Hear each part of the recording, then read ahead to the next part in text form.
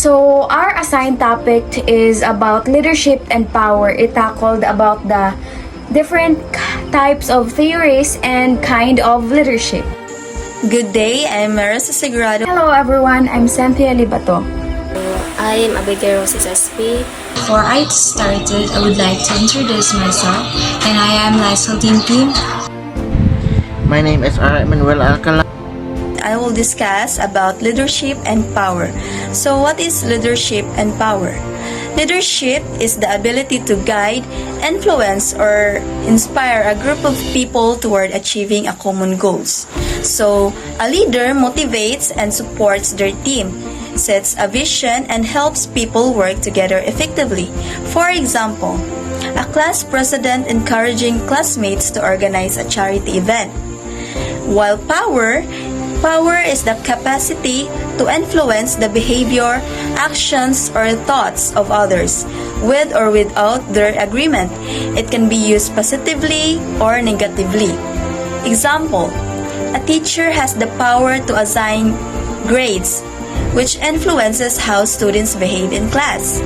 So, leadership is about inspiring and guiding, while power is about having the ability or authority to influence others. So, a good leader uses powers wisely to encourage, support, and bring out the best in others. Next is, what is the relationship between leadership and power? So, the relationship between leadership and power is essential in guiding and influencing team dynamics. Leaders use power to shape behaviors, resolve conflicts, and direct team efforts toward shared goals. Effective leadership not only involves authority but also the ability to inspire collaboration and innovation among team members. Power and leadership can take different forms, such as positional power, which come from a leader's official role or title, and personal power, which is derived from the leader's character, expertise, and ability to gain trust. Ultimately, leadership is not just about holding power, but using it wisely to motivate and lead others effectively. Next is different theories of leadership. First is the trait theories kung what type of person makes a good leader. And second is behavioral theories kung unsa ang mabuhat sa good leader. Third is contingency theories kung how does the situation influence good leadership. And lastly, power and influence theories kung unsa ang source of sayang power as a leader. Let's start with third theory. So the third theory of leadership is the concept that yung mga leader nga natawo na with key characteristics or traits. Next, or the second is behavioral leadership. It is the theory focuses on kung unsa pagbehave ang usa ka leaders and assumes that these traits can be copied by lain nga leaders, makopya siya sa lain leaders. Sometimes called the style theory. So, ang tawag niya ang sahay is, other called niya is style theory. And it suggests that leaders aren't born successfully, but can created based on learnable behavior. So, next is, or the third one is contingency theory of leadership. Muna siya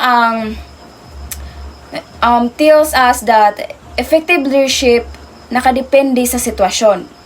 In simple terms, ang usa ka leader could be a highly effective in one situation and ineffective in another. It might be true that leaders respond it might be true nga ang mga leaders is lain-lain og response in certain situations. And lastly is the power and influence theory. In leadership, it explains how leaders utilize their power. Kung giunsa nila pag-utilize ng ilang power and ilang mga influence to achieve goals and influence others. So, there's 5 kinds of leadership. Autocratic, democratic, laissez-faire, servant or leadership, and charismatic. The topic is autocratic. Autocratic leadership, also known as authoritarian leadership, is a style of management in which one leader holds the power to make decisions without input from others. While input is not always necessary, this style can also use small group of trusted advisors to help. So, ang autocratic leadership or authoritarian leadership kay klase sa papangulo nga usa ra ka tawo ang nagbuot o nagdesisyon para sa grupo. Wala na kinahanglan nga tambag o opinyon gikan sa uban. Siya ra ang magbuot kung unsay buhaton. Usahay bisan pa og autocratic siya, maminaw gyapon siya sa pipila ka kasaligan nga tawo. Ang iyang saligan para mutambag pero sa katapusan siya gyapon ang final nga magdesisyon. Democratic leadership is also known as a participative leadership and shared leadership.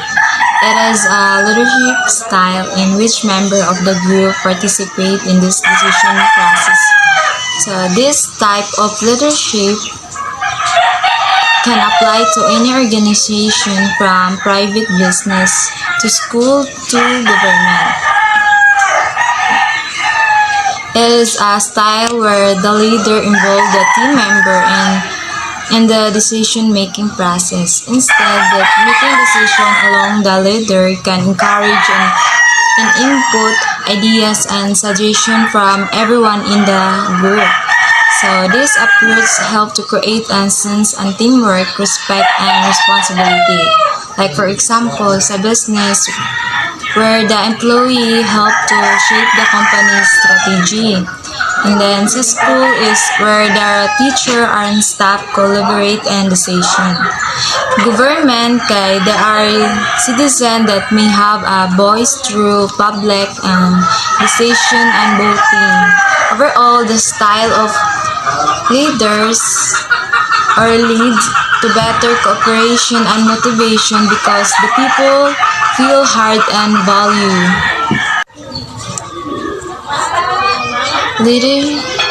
Laissez-faire leadership is also known as a delegative leadership. It is a style where the leader takes an hands-off approach instead of giving direction to instructions or closely supervising the staff of leaders.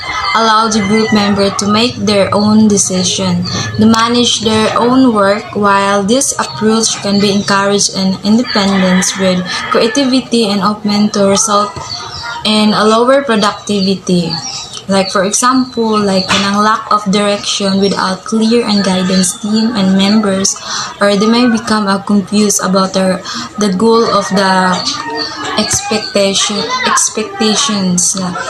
Then next is kanang for coordination. Everyone is making their own decision or effort. They may be kanang difficult gani sila in going a different direction. Low accountability. Without oversight, some member might not stay motivated and meet deadlines. The next is experiences.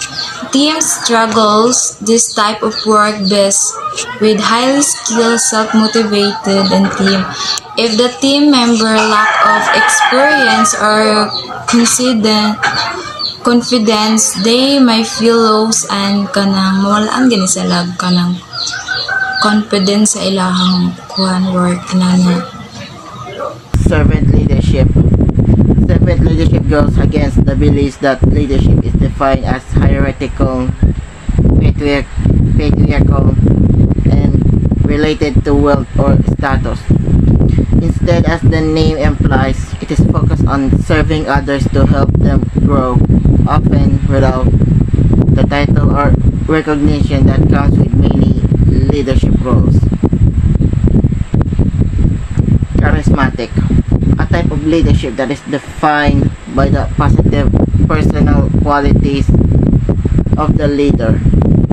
Charismatic leaders are seen to have inspiring visions. being able to enthuse their followers and get them to identify